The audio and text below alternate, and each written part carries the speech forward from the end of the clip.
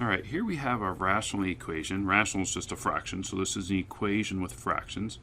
And we've solved some equations already when we look at this, and we wanted to, in order to get rid of the fraction, we multiply by the common denominator. So here you can see we've got 15x and 3x for all of our denominators. So between 3 and 15, we're going to multiply everything by 15, because 15 is a common denominator between 3 and 5.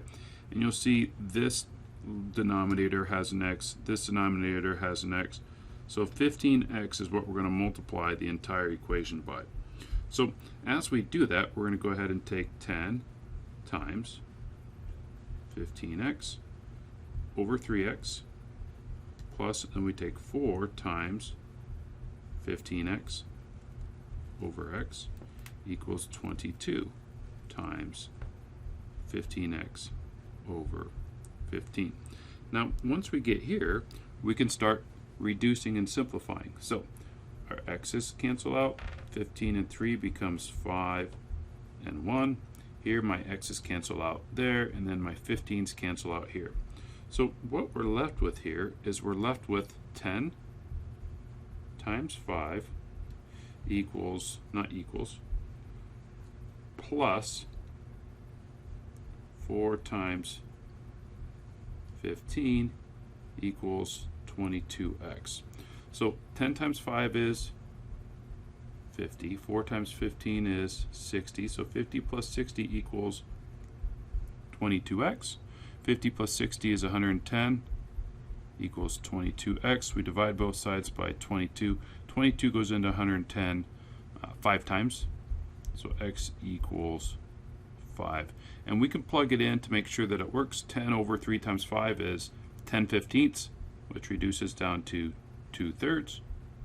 We have 4/5 equals 22/15. Grab your calculator, check this out. Does it work? Yes, this does work. So x equals 5 is our answer for x in this equation. All right, for this rational equation, when we look at our denominator, we've got 30, 15, and 3. So our common denominator is going to be 30. So we're going to multiply everything by 30. So we're going to take 30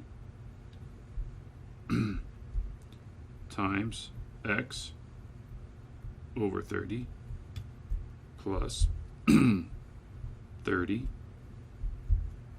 times x over 15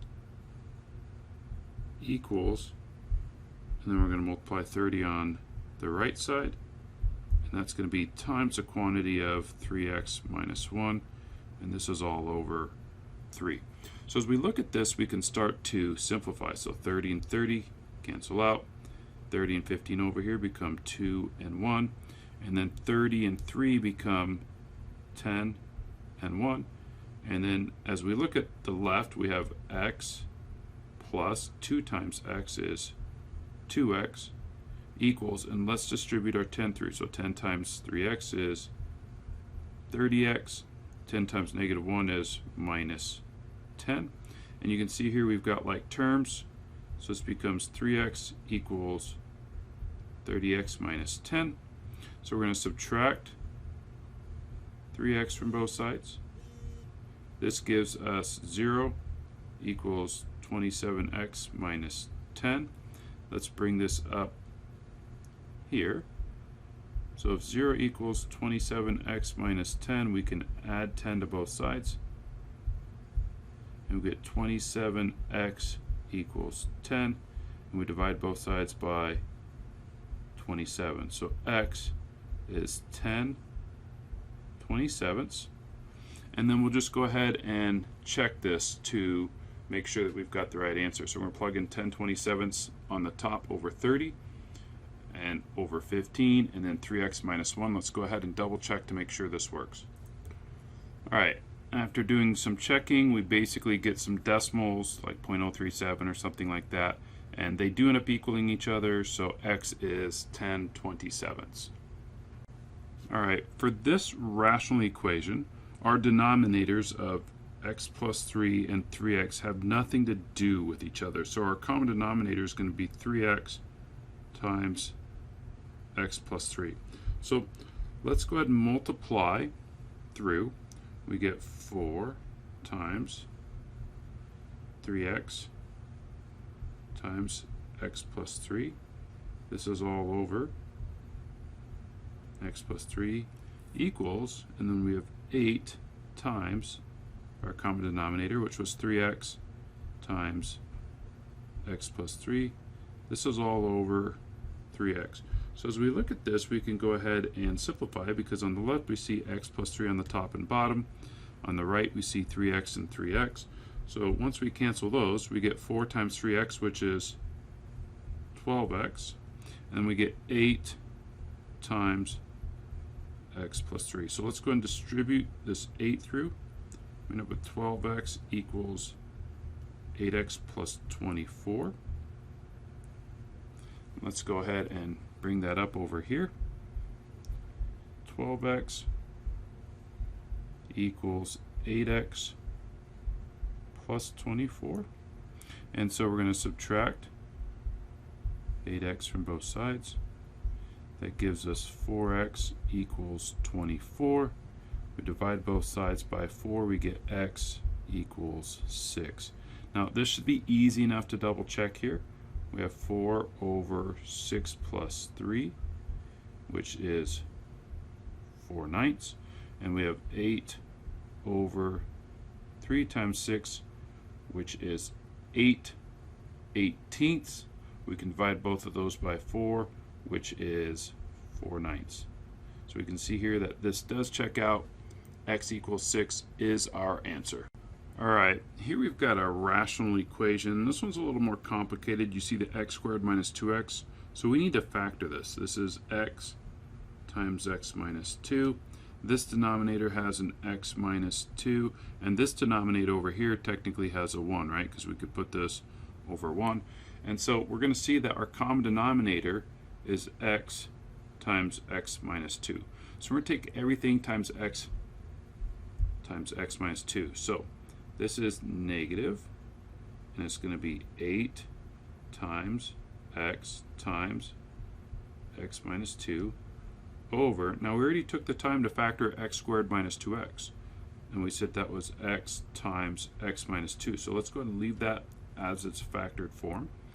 Here I have 2x times x minus 2 all over x minus 2 equals negative 1 times x minus 2 all over 1. Okay, so now we're going to start canceling. We got our x minus 2, x minus 2, x, and x. So we have negative 8. And then here I've got my x minus 2 and x minus 2. So this is plus 2x squared equals, and this will be a negative. So this is going to be a negative 1x. So we're going to take this negative 1x as a whole and distribute it through.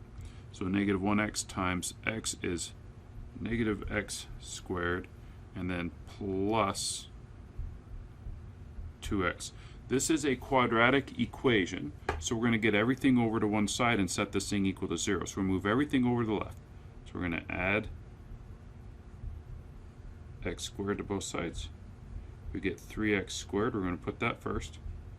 Minus 8 equals 2x. And then we're going to subtract 2x from both sides. Now keep in mind this 2x has an x in its term. It's not like terms with 3x squared or negative 8. So what we're going to do here is we're going to write 3x squared minus 2x minus 8 equals 0. And we want to factor this. We're going to use the AC method to see if we can factor it. So 3 times 8 is 24. It's a negative 24. And what multiplies to give me negative 24 but adds to give me negative 2? That's going to be negative 6 and a positive 4. So what's going to happen is we're going to break this 2x into negative 6x plus 4x. So what that becomes now is 3x squared minus 6x plus 4x minus 8 equals 0. And we're going to factor this by grouping. So if you remember factor by grouping, we've got parentheses for each of those, and we're going to put a plus in between. And what can I divide for my first two terms? I can divide out a 3 and an x. For my second two terms, I can divide out a 4. So let's go ahead and try that. We're going to divide out a 3x. And when we divide out a 3x, that's going to give us x minus 2. Hopefully you've done enough of these that you're following along. And over here we're dividing out a 4, so it's going to be a positive 4. And when we divide out our 4, we're going to get parentheses x minus 2 equals 0. All right, and so you can see here that we have x minus 2 times 3x plus 4 equals 0. And now that we get here, we can go ahead and use our zero product property, set each of these factors equal to 0, and solve. So plus 2 to both sides here gives me x equals 2. There's one of my answers, minus 4 minus 4. We get 3x equals negative 4. We divide both sides by 3, and we have x equals negative 4/3. So these are our two answers. We get x equals negative 2, and we're also going to get x equals negative 4/3. So now we want to go ahead and plug these in to make sure that they work so we don't have any extraneous solutions. So let's go ahead and do that. All right, I substituted these back in, and I also did a graph here. So if you look at my graph on Desmos, you can see that I get negative 4/3. That will work. And this thing is not going to cross at 2 like we thought it would. So I graphed this to double check our answer, and then I'm going to show you why it doesn't work mathematically. Okay, if we go back to our original equation, if you look right here, I'm going to do this in red. Keep in mind we had an x minus 2 for the denominator back here. And so if I plug in 2, what's 2 minus 2? It's 0. I can't have 2 for an answer because that makes one of my denominators 0. So this x minus 2 does not work. And the only answer that does work is negative 4/3. All right. So this is on the more sophisticated side of things. You won't be tested over this in the quadratic unit, but when we get to when we get a little further in algebra 2, this is something that you can expect to see.